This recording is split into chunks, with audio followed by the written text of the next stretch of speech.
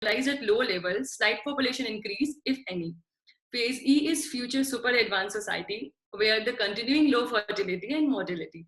So I'm sure you people are more aware of this approach because it has been discussed in one of the session. So I haven't taken detail. I just have made for those who have missed so that they can get an idea what are the 5 phases and how this approach links migration with demographic transition and vital transition. Now we have new economic of labor migration. Uh, this has, come up with, it's kind of criticism to various existing macro and micro approach. This approach is something which has taken into account various other things apart from economic and social, economic and occupational boundaries at macro level. So as per this approach, it's not individual who decides whether to migrate. Rather, family as a whole decide whether to move out or not. And it's kind of mutual interdependence between the families. Both happily decide whether to move or not. It's a kind of altruistic behavior and mutual interaction between the family and the individual. This entire family as a whole will decide whether this individual will move out or not. And like unlike previous approaches, individual as a person doesn't decide whether to migrate or not.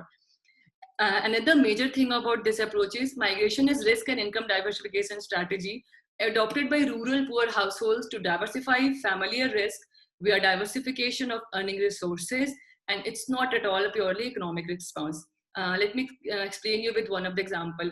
I am a particular family household at particular region in any part of the world.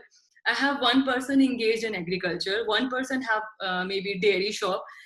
What I'll do, I'll send someone abroad to any particular construction sector or whatever skill he have based on that. I'll send one of my family member to particular section which are not statistically related to what I'm doing in my native place. So in case something happen in agriculture, worse in dairy farm, at least we have one insurance, that remittances. At least we will get those remittances which is not at all related to what we are doing in origin. That is why we call it risk and income diversification. Then migration rates are higher for villages where distribution income is more unequal. Now, let me explain this again with an example. What this approach basically is for the poorer section of the poorer part of the economy and villages. They often talk about the relative deprivation. Now, what relative deprivation is? I am a household, someone next and having is another household, person is another household. So if I feel relatively deprived in comparison to the another neighbor household, I have higher propensity to migrate. I hope you're getting it. Let me put it another way. There are 5 households. 3 households are comparatively better off than remaining 2 households. Then these remaining 2 households are who are comparatively relatively deprived in comparison to these 3 households have higher chances of out migration. So it's a kind of cycle, it's a kind of chain progress, because these are 5 households, I am relatively deprived than these 5 households. Maybe after some time, after taking migration decisions, I may be at better off from those 5 households. Then these people will feel, okay, I'm comparatively relatively deprived, so we will move again. So it's a kind of perpetual and chain process. So they talk about the relative deprivation, which is one of the major pillar of new economic of labor migration, which we often mention as a NELM approach. And I have this honor of meeting this person, Stark, in Greece in one of the conference, and it was glad experience to share his thoughts in person. Migration rates are higher from villages where distribution, higher the income inequality, higher the chances of migration. So I don't know how much are you aware of Gini coefficient, which talks about the income inequality in particular region. So higher the income inequality, higher the chances of migration, because the reason is relative deprivation. Now, wage differential is not necessary condition for migration. It might be sufficient condition, because apart from wage differential, we have relative deprivation, we have risk and income diversification motive, which is leading to migration. And moreover, as a household, I'm deciding to move or not as an individual. Now, in developing countries, there is imperfection of markets in developing countries, such as imperfection in capital market, credit constraint, labor market constraint. In developed countries, we often have this crop insurance, which often is not available in developing and poor region countries.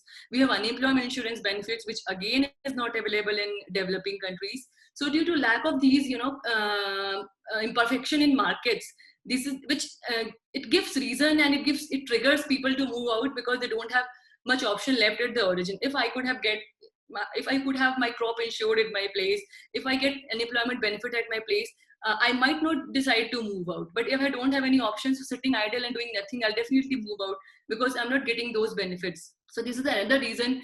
These three reasons: relative deprivation, risk and income diversification motive, and then income inequality and imperfection of markets, which it has never been discussed by any of the previous approach we have talked about so far. So this theory is kind of quite relevant to poor and developing countries region in rural villages basically. Now, relative deprivation I just mentioned is in terms of relative income with reference group. Reference group is nothing but the in layman language is your neighbor, or neighbors, neighbors, neighbors. So it's in this approach they have termed this as a reference group. To whom I'm referring to is my reference group. So is the another major reason for migration. It is the only theory which actually talks about the remittances and its positive aspects, the theories and and theoretical underpinnings which we have discussed so far, like micro, macro, historical, structural, push and pull, have never mentioned a word about the remittances. But this is the only theory which talked about remittances and moreover its positive impacts. They consider that it's an intertemporal contractual agreement now between migrants and household. Now let me help you in explaining, understanding this. So I am a migrant and my family is staying at a particular region at my native and my origin. So it's a temporal contractual agreement between me and my family. If I have to move out at the very initial phase, they will bear my cost of. I'm just telling you to get an understanding what is the intertemporal contractual agreement means actually. So they will bear my cost of migration, whatever cost is associated with migration, and they will also bear some of my if I need money sometimes in my life for any reason, for health or for social functions, they will bear the cost. And same holds true for them. In case of any emergency, in case of any health issues, in case of bearing the cost of any social function, I'm always there to remit back. So it's a kind of intertemporal contract between me and my family that I'm moving out. So these are the kind of unsaid contracts between you and me. So this is when you go through the literature, when you go to some of the field surveys, when you actually talk to few of the migrants, it's common. It's very common among them, and it's kind of unsaid thing. You don't have to specifically ask about, okay, is this a thing? Do you help your family? Do they help you sometimes? So this is also very true for the migrant workers. Migration is two sectors where earnings are negatively correlated and not highly positively correlated to the earnings in origin sector. I just explained with one of the example in the beginning itself that I'm working in agriculture, my brother is working in dairy. I have sent someone to construction sector. In case something happened to agriculture, we have two sources of income diversification, dairy and construction wages. In case something happened to construction wages and this dairy thing, I still have something, I'll get something from agriculture. So it's about how I am dividing my portfolio, how I am diversifying my resources. As a household, I'll decide. So it's a kind of risk and income diversification strategy, from individual independence to mutual independence between me and the family. And then migration in absence of meaningful wage differential, or the absence of migration in presence of wage differential, doesn't imply irrationality, because unlike macro approach, new classical approach basically, which mentions that once the rural urban wage differential is standardized, migration will cease to exist and it's an irrational process. That is not true, because there are many other factors actually which are important to trigger migration. I just think, yeah, there are one more slide for this. They also assume that the market are usually far free from asymmetries. All the prospective migrants, neither the prospective households who are planning to migrate, have full range of information about the job, about the destination, about the documentation.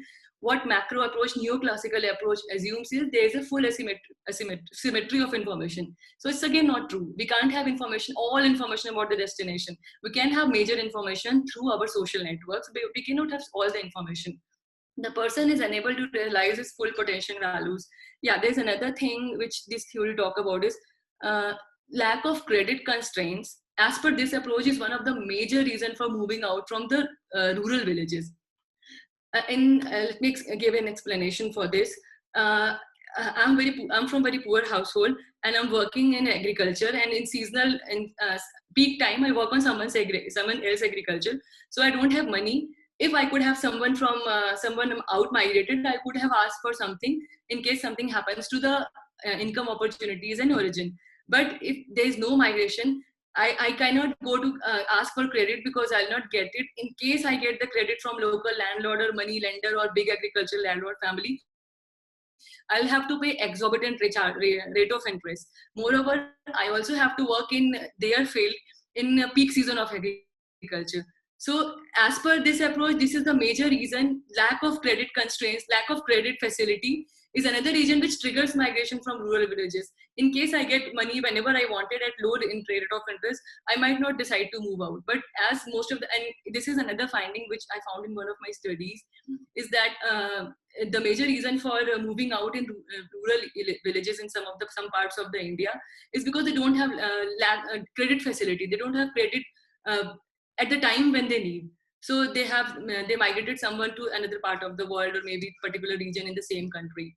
Now another thing is they also talked about ex ante and ex ante and ex post strategy. So what do we mean by ex ante and ex post strategy? Ex ante strategy is strategy which you decide before some mishappening or something happens.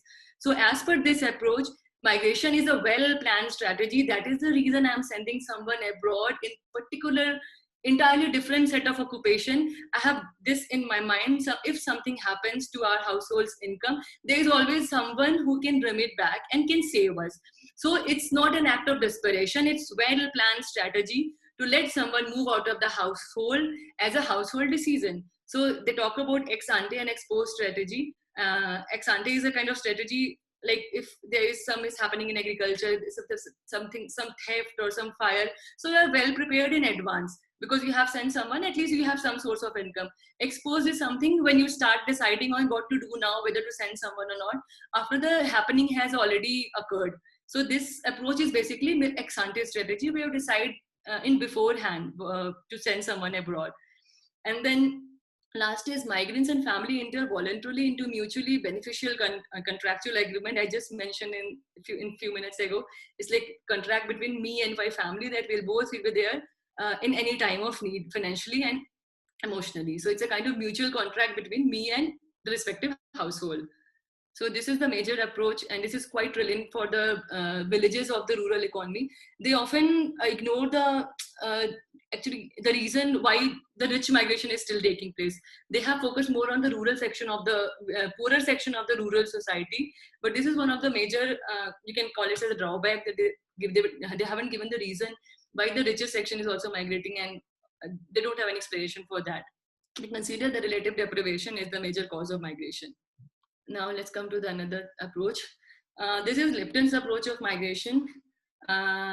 All negative things you can think about the migration, all ill effects you can think about, the cultural change, regional imbalances, regional inequality, mindset, all the things you can, any negative things which comes to your mind, just put in Lipton's approach model. You'll be there. So he talks about both satisfying and optimizing model. He actually talks about two types of migrants. One is migration streams of deficit farmers and landless laborers who are poor, who actually will be always be in the vicious circle of poverty because they will out migrate, then they have to repay their debt.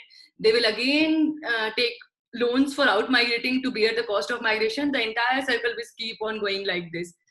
Excuse me. And the another section is of the migrant is migrant streams of son of big well-off farmers, which actually will go for higher skill jobs. And in case they remit back, these poor section of people will always be rotating around this vicious circle of poverty. These section of people who is actually moving out for better education or better job opportunities will remit back, and the income disparity between these poor household and richer household will always go on widening. So this is one of the major dimension, major approach, major underpinnings of this approach, that migration leads to regional income imbalances. And when you think it that way, when you talk about migrants, very poor migrant and richer migrants, he can't remit back because he have to bear the cost of repaying debt, to bear the daily expenses anyhow. And this is the person who is remitting back, and the stock of the financial stock of the family is continuously increasing. So the gap between these two is quite increasing over a period of time. And then Anilam didn't mention anything about the heterogeneity of diversity of migrant. These people talked about the both satisfying and optimizing model. Okay, satisfying model, let me explain. Satisfying model is the model which holds true for the poorer migrant, poorer family of the migrant. For me, if I'm very poor, I have to take loan for even bearing the cost of migration. Moving out is just satisfying behavior for me. areas. If I'm a very rich, I belong to a very rich household, and I move out and I remit back, it's optimizing behavior for me. I'm optimizing my resources and adding more to my existing financial resources. So he talks about satisfying and optimizing model. Satisfying model is for poorer section of the migrant workers, and optimizing model is for the richer section of the villages. So he ignores all the positive impacts of remittances and also all the positive impacts of migration. Migration is good for migrant and bad for village left behind. This is one of the major quote put by the Michael Lipton in his research paper, that it might be good for migrant aspiration, migrant skill enhancement, but it's very bad for the village left behind. Now we have okay, let me revise it up what we have done so far. So far we started the presentation with that we are not going to formulate any general theory of migration. Despite this fact that the migration is an area of research since ages, there are various theories of migration, various theoretical approaches of migration, but there is no general single set of theory of migration which holds true for entire context. So over time, various disciplines have popped up across various disciplines and over a period of time. So the motive of this presentation was to club all the major approaches and make you acquainted with what are the major approaches. Now we moved on to, there are two kind of theories of migration in literature. One is initiation and one is perpetuation. In initiation, so far we have covered, which so far we have covered is push and pull, which is by Lee and Ravenstein. Then we jump to macro, neoclassical basically, which we have again two segments, macro and micro. Macro, we have talked about unlimited supply of labor, fairness, where we talked about three phases of migration. And then we talked about Harristed order, which actually talked about the expected income, which is more important than relative income. Now we move to micro approach, which is basically a human capital approach and perceives migration as a investment in human capital. Now, after that, we have moved to historical structural approach, which talks about the capitalism penetration is major reason for migration. Then we move to mobility transition theory, which link vital transition to demographic transition. Then we talked about dual labor market theory and why there is constant demand, continuous demand for cheap foreign laborers in developed countries. Then we talked about NELM, which is very relevant in relative rural villages in context in developing countries. And then we moved to Lipton approach. So far, we have covered initiation approach. Now let's move to perpetuation theories. Perpetuation theories, as I mentioned at the very beginning, are the theories or are the approaches which perpetuates migration. Once this particular reason has triggered migration, perpetuation will take ahead and it will keeps on moving, and it will be kind of chain process. Why migration keeps on going. This approach talks about why migration keeps on going. Now we have network theory. Network are nothing but set of interpersonal ties that connects migrants, former migrants and non-migrants in origin and destination area through bonds, kinship, caste, friendship, and shared community origin. Many a times, these kind of social network are actually act as a facilitator of migration, because I have someone from my origin, I have someone from my native, I have someone from my caste, someone from my creed, might help me in going to that particular place. So it's a kind of facilitator of migration. But at the same time, many a times these social networks acts as a barrier of migration, because I may not allow another person from another region, another creed or another caste to move to a particular place, and I might act as a barrier to him instead of being as a facilitator. So it has both the roles. Many times, most of the times, it works as a facilitator, but for the same caste, religion, and creed. And then this theory explains about perpetuation of migration. It actually reduces the cost of migration to a large extent, because if you have someone known from you, maybe your friend, maybe your family member, at particular destination where you're planning to move to, most of the problems are already sorted out. You don't have issue of accommodation, you don't have issue of documentation. Moreover, you don't have to worry about the job opportunities there. Let me give you one example. In many cases, in one of the study I conducted in Mumbai, was like this. This was the study where I found that the major reason for migration is social network from particular region to Mumbai. So the major thing which they were doing, they have just called up their relatives, maybe someone studying in 10th standard, someone doing just graduation. They have called their relative, maybe friends, and they have just tell them to just come here. And they all are in transport sector. They all were taxi driving and auto drivers. So what they did, they just called their relatives and they just said, you just stay with us. Just stay with us. Meanwhile, you do some security jobs and we'll help you learning this car driving and taxi driving. By the time you're expert in 1 or 2 months, we'll put you in this direction. And this actually works. Many workers came to that particular place without any prior knowledge of the the area, documentation, but everything has been sorted out by these social networks which are actually existing there even before this migrant came. So it's very helping kind of thing for migrant because it reduces the cost of migration to large extent. And this also explains why migration occurs when wage differential or recruitment policies cease to exist, because social network actually facilitates migration from the particular region. It also reduces the cost and risk associated with migration because the migrants are very well aware of the environment, economic environment, financial environment, accommodation, documentation, well in advance before moving to that particular place. Act of migration at one point of time systematically alter the context with which future migration decisions are made, greatly increasing the likelihood that later decisions makers will choose to migrate. It's kind of perfect kind of cycle which will keep on going. Someone will come, then someone else will call someone, then someone else will call someone, unless and until that particular area is like almost done with all the members of the village. So till then the problem, this entire chain will go on. So this is the role of social network. Now international migration tends to expand over time until network connection have diffused so widely in the region that all people who wish to migrate can so without difficulty. Then migration begin to decelerate. It explains chain migration. And as network expand and cost and risk of migration fall, the flow become less selective in socioeconomic terms and more representative term of the sending or community society. The more strong the social network is, the more you'll find the migrant workers from particular social group or maybe region or area. Governments can expect to have great difficulty in controlling flows once have begun because the process of social network works even beyond the control of government. So at the end for this approach, we can say that the social network provides a foundation for dissemination of information as well as patronage of assistance for the prospective migrant. So this was the brief about this. Now we have system theory. I just have 2-3 more slides. I know I'm running out of time. I'll just have 2-3 more slides. So system theory is basically is the theory which considers that the migration alters social, economic, and institutional condition at both sending and receiving end. So migration is a process which actually alters the entire social, socio-economic, and cultural condition at both origin as well as destination. It doesn't only affect and is affected by direct social and economic environment of the migrants, but it also restructures the social or development context in which migration takes place. And next slide, I'll give you the chart flow of what actually we mean by this sentence. The major thing of this approach is that they rely a lot on the feedback mechanism.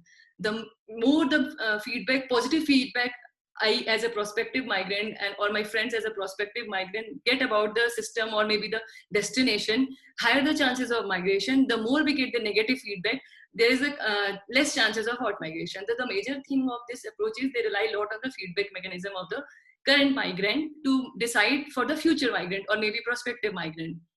Then they have favorable information flow, which increases migration, and they have considered migration as a dynamic and social process. Now let me give you this chart. This will explain this to a large extent.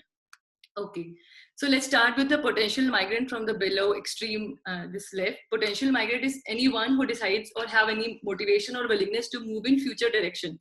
So when we talk about the potential migrants, there are rural control subsystems. What do we mean by rural control subsystems? There are a set of factors, attitudes, value, norms, which might be true for me and my family, which is actually controlling me to move out. So these are the rural control subsystem, which actually restricts or limits the willingness to move out. Now, once the prospective migrant or potential migrant has come up from this, there are migration channels, maybe through agencies or anything. There are various channels, social network agencies, institutions. Then comes the urban subsystem, lack of employment, pathetic living condition, and then this lack of agencies are the urban subsystem, which actually or may hinder some time or later the potential migrant. Now, once the prospective migrant had covered had countered the rural control system and urban subsystem, he is very well adjusted to the urban adjustment mechanism and has become urbanite. Now let's see on the positive feedback mechanism and negative feedback mechanism. positive feedback mechanism by the migrants to the prospective migrants might be in terms of social welfare, development, education, health, basic civic amenities, standard of living, and negative feedback mechanism can be the same in reverse direction. So this is the entire kind of flow chart how this system approach talk about and how this system approach consider migration. Let me go to another approach. I hope I'm much clear to our, quite audible as well. Just a minute. Yeah. Now the another approach which comes under the cumulative causation approach is cumulative causation theory. It's somewhat similar to Lipton, not exactly, because Lipton talked about optimizing and satisfying model, but where this model doesn't talk about separately as a sort of satisfying and optimizing model, but it's again, it's all the negative dimensions of the migration you just count on and you'll be again in cumulative causation theory. So migration, as per them, is to intensify the regional disparities. Backwash effects of process of development outweighs its spread effects, which give rise to regional inequalities.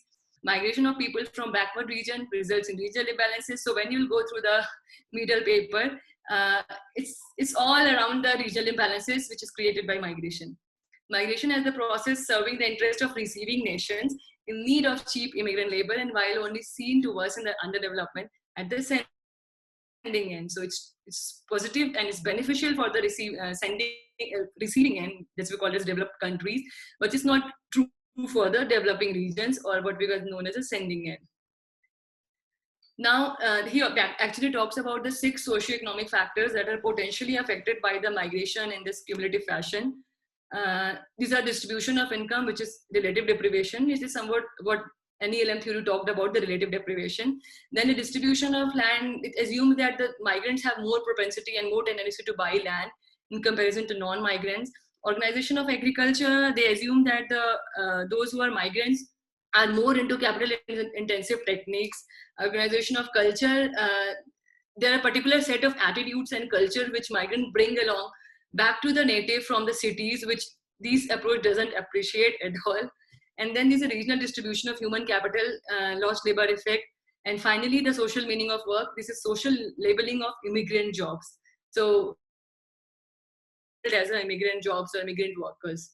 So this was about the cumulative causation approach. And they also talk about the regional inequalities, lost labor effect on the agriculture.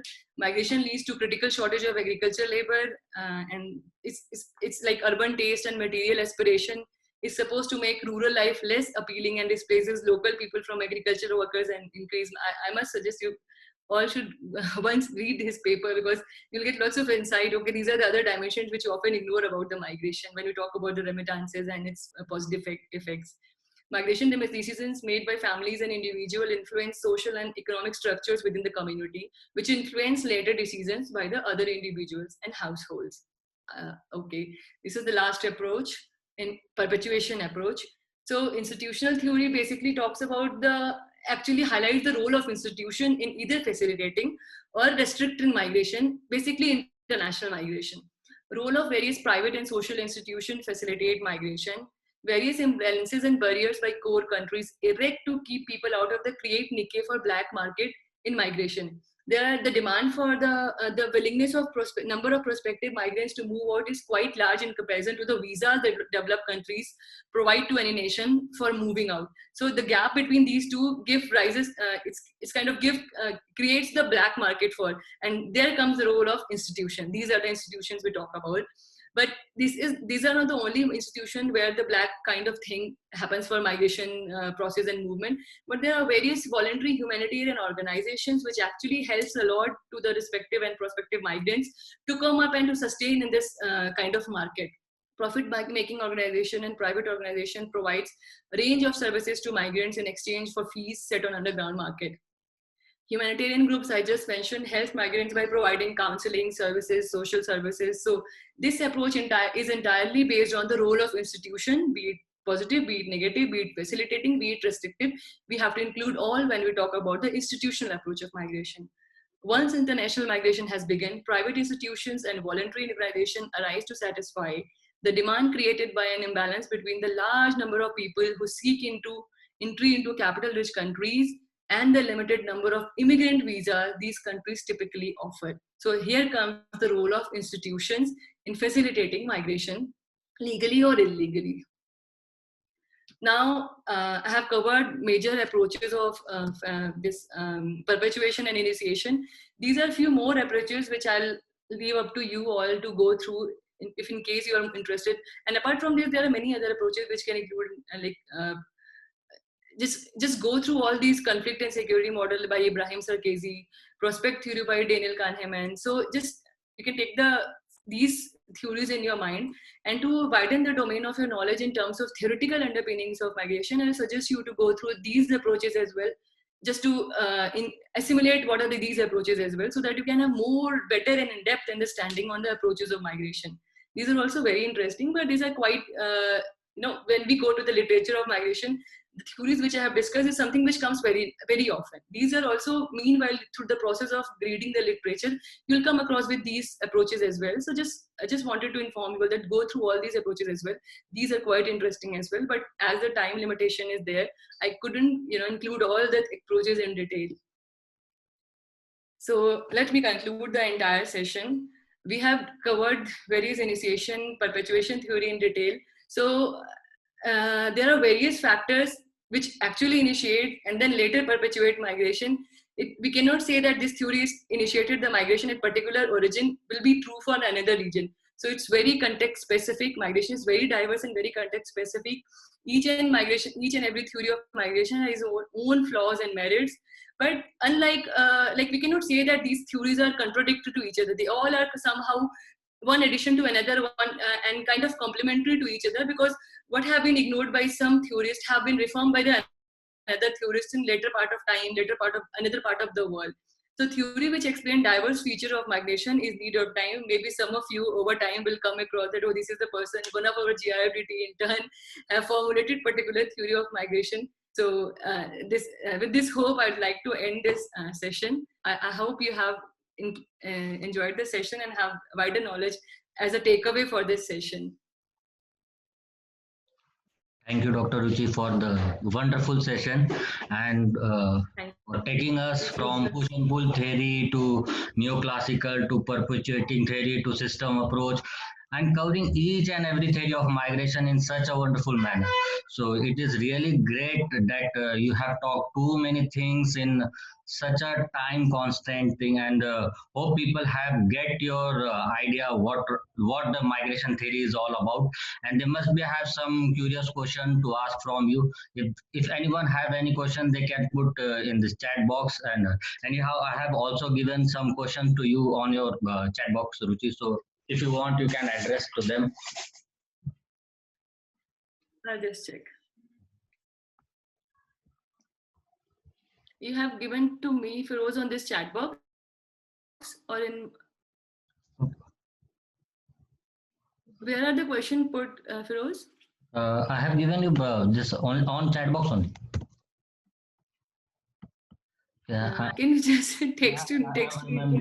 There are so many messages, so I couldn't find. No issue, no issue. Okay, I just got your message. People are asked from Thampi, too many factors of migration are driving financial safety. Oh, this is the one? Yes. Okay. From Thampi Nagarjuna, two main factors of migration are driving financial safety, emotional, but based on finances more now. Thampi, I just would like to answer on this that it might be, for you, it might be financial safety, but if I'm comparatively balanced, economically balanced, for me, it might be emotional decision. For example, just a case, someone from my family stays in abroad. And since childhood, I have seen the person coming from flight, there are those bright city lights, bright abroad culture. So for me, it's an emotional thing. I'll definitely try to move out maybe at later part of my life, but it's not for financial safety. So it depends on person to person and depends on the objective from which person actually wants to move out. I hope I have answered your question. And then from Megha, why do people help others who are in their social network? Okay, it's common tendency. Why you help your family? So person from the same origin, once you'll move out, I don't know where you put up as of now, but once you move out of your household, that social network is actually your family. And the way you get support from the social network at destination is definitely the thing which you're not going to get when you're at origin. So it's a kind of family, and a person maybe from social network, maybe from the same caste, same creed, works as a facilitator in migration. So it's not there for any economic motive, not for economic reason, just to help someone who belongs to my place, who belongs to my caste. That is the reason they help. I hope, Megha, I answered your question. Then from Mohammed Sarkar, in migration discourse, we sometimes come across the nation culture of migration. Okay, culture of migration, let me put you in this way. When we talked about dual labor market theory, there is continuous demand of, I mentioned, there's a continuous demand of cheap labor in developed countries, cheap foreign labor in developed countries from the developing countries. Now, over a period of time, in these developing countries, in this developing origin nation, there is a group of people in where group of section where in every household someone is there in Kuwait, for example. So for that entire village, the culture of migration, culture of the village is to move to Kuwait. So it's there are various factors which actually decides whether to move or not. For someone from the village where no one has gone to Kuwait for migration for economic purpose, culture of migration is not moving to Kuwait. I hope you're getting what I'm trying to convey. So culture of migration is something which actually migrant and prospective migrant creates, not any other person. It's like culture of migration is something which is inherent and is carried all the time by the migrant. So it's definitely is one of the major answered aspect of migration, theory of migration. I hope I answered your question, Mohammed. Yes. Then any question, Feroz? I'm not able to see. And thank you all for such lovely comments. It's worth when you get these kind of feedback for your session. Thank you so much for sparing time and listening to me so calmly. Yeah, I got one question from Rajesh. How can we address the social security in short-term migration, the migrants from other state? Okay, let me tell you in brief. Most of the theories or theoretical underpinnings when we talk about are basically in terms of international migration. So we have to connect it with the internal migration, but most of the, when you talk about just go through all the literature I have mentioned in this session, all of the propounders are from developed and developing regions. Few of them are developing regions, but apart from any LM approach, which actually focuses on the rural economy of the villages of the developing countries, uh, I just mentioned that they have this lack of risk, lack of credit constraints.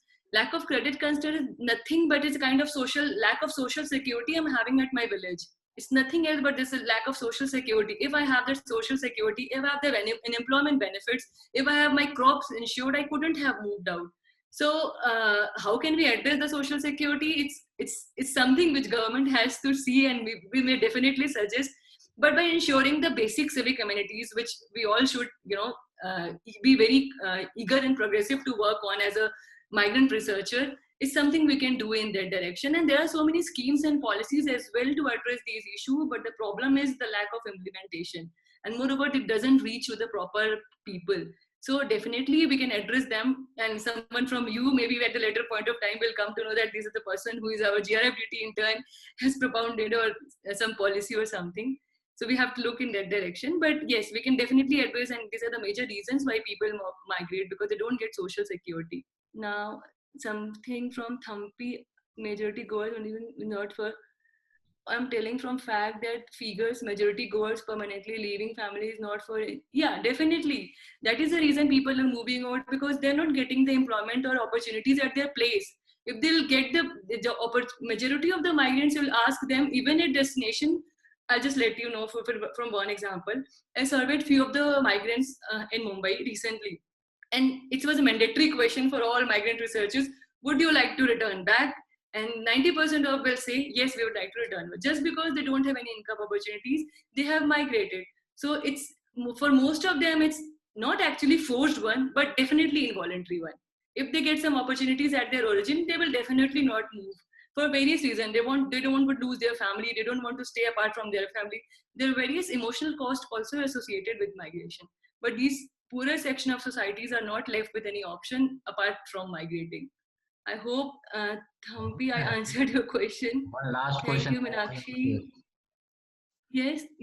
One Feroz, I question couldn't is get. from any specific theory that deals with the social cost aspects of migration. It is from Jisun. Hope I have pronounced the I name. couldn't get the question, Feroz. Uh, Okay, I got it. mhm. How can we address the social security in short term? I think I just answered this. Social security, we have to make sure to ensure basic civic amenities, credit facilities, and employment benefit, insurance benefits, crop insurance. These are the things which are actually very mandatory and very must for any person staying in rural villages. But as a developing countries, most of the regions which are having in the rural areas, they often are denied with these kind of opportunities. That is the reason they move out. That is the reason they move out to have better social security, better income opportunities. So for short term migration, it's quite more worse because they are kind of footloose laborers, and moreover they are quite unorganized and unskilled. So it's major issue for them. We can definitely address, and I'm just letting you know because there are so many policies as well. But the problem in not in our country, in most of the part of the world, is the lack of proper implementation. Thanks to this COVID crisis, where the migration has become the has come to the front stage of the world, where the people are thinking actually about the migrants. People are considering we should do something. There are so many organizations which have voluntarily come up to so many individuals who are helping migrants. So we can definitely do something for that. Now, this is from Rinku. Could you please suggest few yeah, definitely, Rinku. I have made the list of the entire text and references, but I thought I'll share it with little later so that you don't have any idea. You just come as a blackboard. I put something, then now when you go and read, you'll connect it really well. That's why I didn't share anything in advance, because you will have something now. It will be quite easy for you to get along, gel along with the literature. And then Samuel, which of the theories of migration has influenced? Okay, so Samuel, it's again, I'm telling you the theories of migration, not as such. Entire migration process is very context specific. For me, which theory have worked so far is new economic of labor migration, because the studies I have done is in the rural villages of India, where there is no there is no insurance benefits, there is unemployment, crop insurance, the credit facilities are not available. So whatever proposition has been led by Professor Stark, some holds true for my studies so far. But yes, another study shows about the social cost of migration. So that is why in the very beginning I mentioned that I'm not here to formulate any general theory of migration. I'm just here to make you all acquainted with the existing approaches, so that by the end I complete the session, you have major idea, okay, these are the approaches. Now let me see which theory is more applicable to my study. Samuel, I hope I have answered your query. Then Peter, why does perpetuation theory migration exist? It's a motivational thing. Uh, Let me explain you another way. I'm a kid in a village. I'm a 10th standard kid in a village, and someone, maybe my relative, my kin, cousin, or my immediate uncle, stays in any particular hip hop, so-called developed region. So whenever he used to come to my place, I have this dream of since my childhood that I'll go to this place, I'll work like the way my uncle comes, I'll be there. So this is one of the example. It's the role of social network, the role of institution we just talked about are the things which actually keeps the migration process going on. So that is why we mentioned that initiation theories micro basically talked about the economic dimension. When we move to this historical structure, this new economic of labor migration, dual labor market theory, there are various other reasons which actually triggers and perpetuates migration. So there cannot be any single viewpoint where you can say, okay, this is the reason which perpetuates migration. Again, like a migration is very cross-cultural, very ethnic, very diverse. So whatever is true for you to perpetuate migration might not be true for me, and whatever is true for me might not be true for Feroz. So it's quite difficult to answer this question. What is the viewpoint? And then, thank you for asking those lovely questions. Any specific theories that deals with social cost aspects of migration? Uh, yeah, I have mentioned in my one of the approach about the behavioral models of migration. Behavioral model is nothing but the approaches which actually talks about the psychological dimensions of migration, emotional vacuum, loneliness, and behavioral dimension, and calculations of the strategies and cost benefit thing. So for this, you can definitely refer to the behavioral models. I've shared on the link, shared on the PPT also. That is why I wanted you all to be well versed with those few, approaches as well. Maybe I couldn't deal with them in detail, but I have given you some idea. And social costs are huge on women and left behind and elderly. When you go on studying some of the women who are actually left behind, or maybe the elderly, the social cost is huge. For example, when we talk about the women, they have to bear the household chore, they have to take care of the kids, they have to take care of the livestock. So it's huge on. Moreover, they have to bear this vacuum of this male partner throughout whenever he's not there. So social cost is something which is inherent to all migration processes. Some explicitly show it, some implicitly show it. So there's no any specific theory as such. But when you talk about migration, when you talk about the word migration, just assume there is social cost involved in it. That's the best way I can explain this. Then Ruchi, I think others are there also. Theories? Yeah, I just answered that. Thank Ruchi? you, Smita. Ruchi? Yes, sir. Sure, sir. I yes, think Dr. Amba Pandey. Yes, sir. Yes, sir. You're audible. I'm not audible. Oh, great. You are, sir. You are. Yes, sir. You're audible. Okay. No, I'm saying Dr. Amba Pandey, Dr. Raj Bardoli, Smita, all are there. If they want to give any comments to the question they have asked, in addition to your answer. Sure. It will be like honor to listen them as well. Okay. So are they there, already there or left? We can start from Raj ma'am. I would love to hear her. Yes. Smita is there. In anything to add to her answer? Dr. Raj left, I think. She is there. Dr. Amba Pandey is there. Both are there. No, Dr. Amba Pandey is there. Yes. Dr. Pandey, are you there?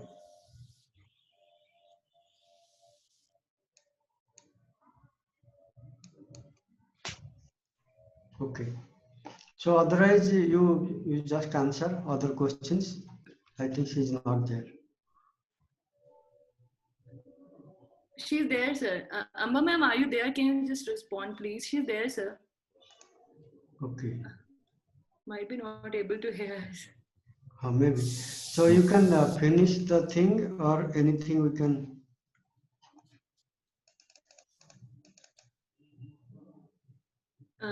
Okay. So shall I go ahead with the questions then in that case? Yes, you carry on. Okay. There's so many texts. Thank you, dear participants, for such lovely feedbacks and comments. I get lost with all those, so I couldn't find questions. Can I speak? Hey, anything to add?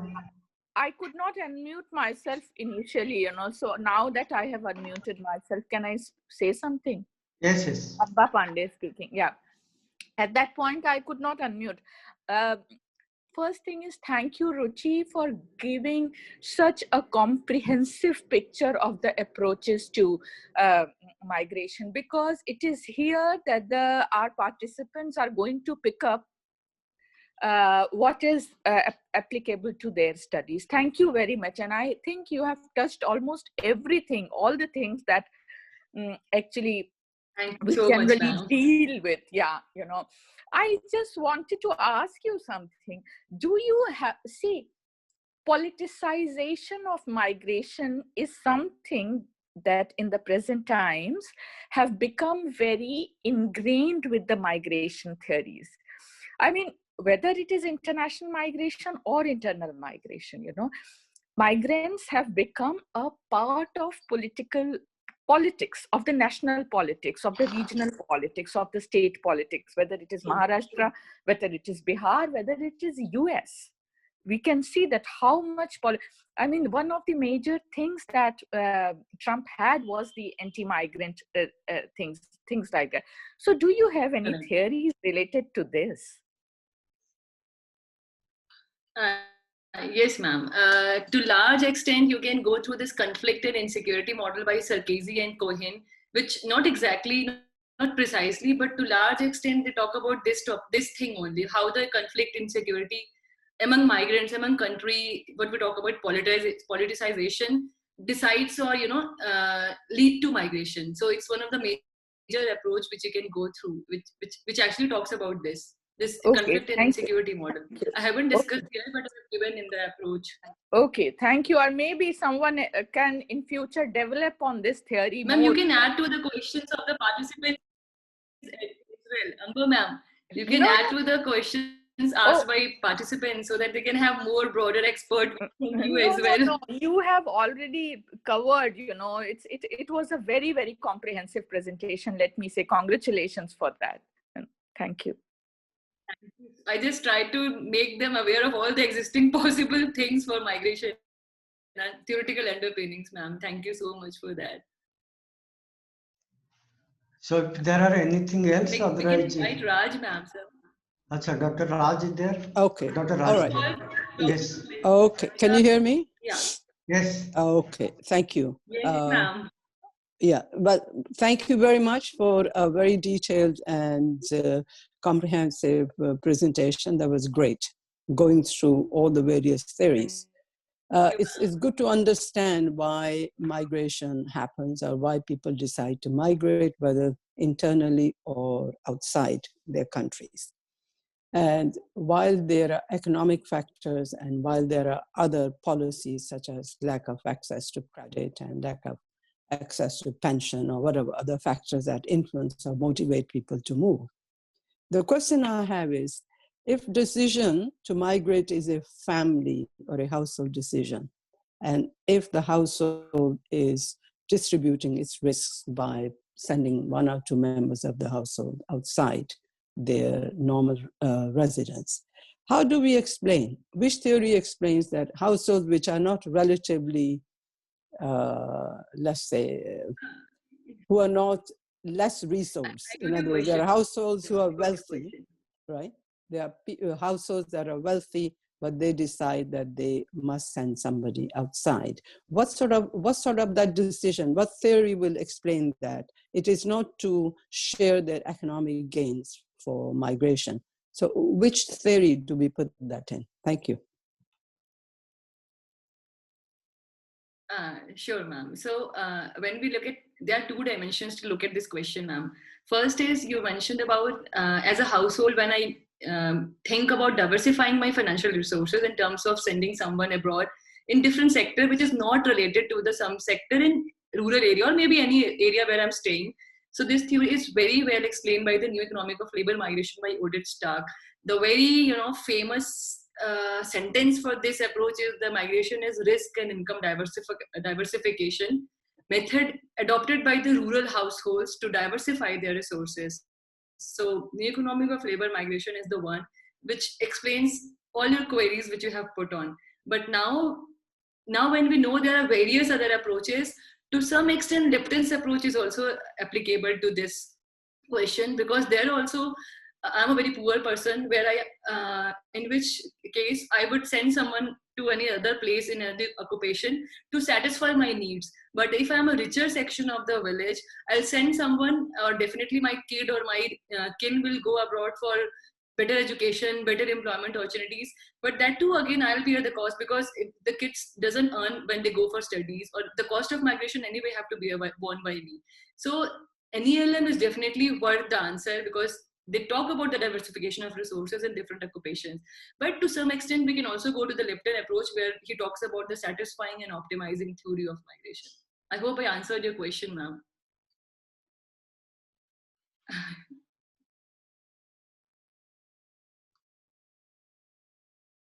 I think there's some issue with Raj, ma'am. Thank you. Thank you very much. Actually, my question was that if the decision to migrate is, well, partly based on diversifying risks or getting some money from remittances, but the households that don't need remittances are also encouraging one or two members of the households to move out or to migrate, not to benefit from their gains. So I was asking that sort of thing, which theory would explain that? That was my, thank you. That's what I said, ma'am. When we go for the poorer section, it's NELM approach. When we go for the richer section, because when we do this migration research, in majority of cases, skilled workers, the percentage of the remittances sending back to the family is quite less in comparison to the unskilled workers. But the matter is like, for example, in country in India, in many parts of the Indian nation, Indian country, there are various regions where if you haven't sent your kid abroad for education, it will is like a matter of prestige for you that all the households in the neighbor area have sent their kids to study in US.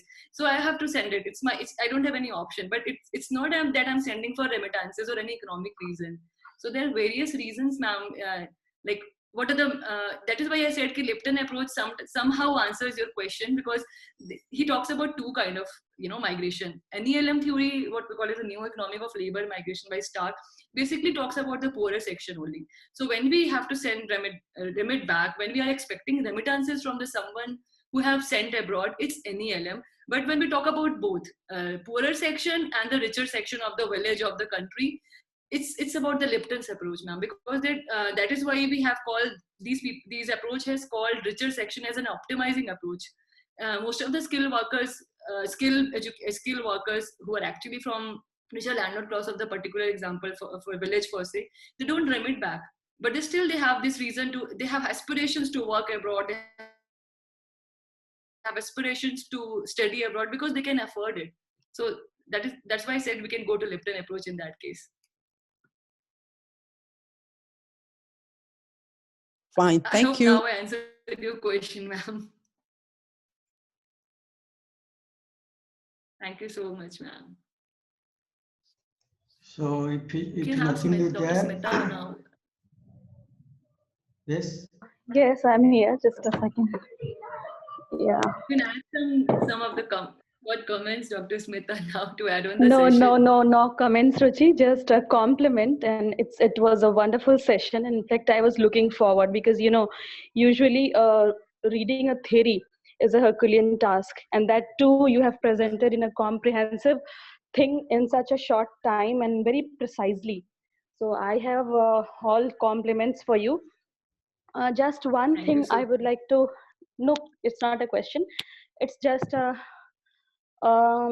suggestion or a query, whatever you take it in whatever way.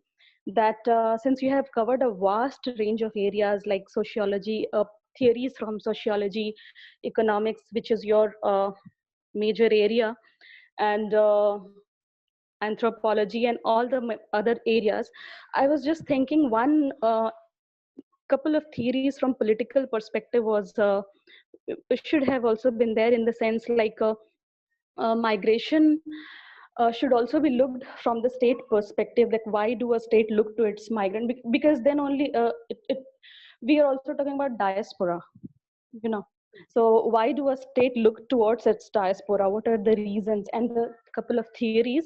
So in fact, I'm sure that interns, when they study and when they find there are a lot of other theories relating to state, but otherwise it was perfectly, and in fact I learned a lot. Personally, I learned a lot. So I would like to congratulate you. Thank you very much. Thanks a lot.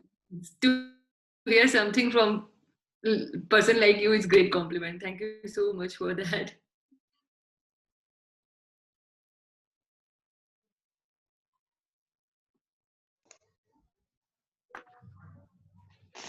If nothing is there, we can conclude. Yes, sir.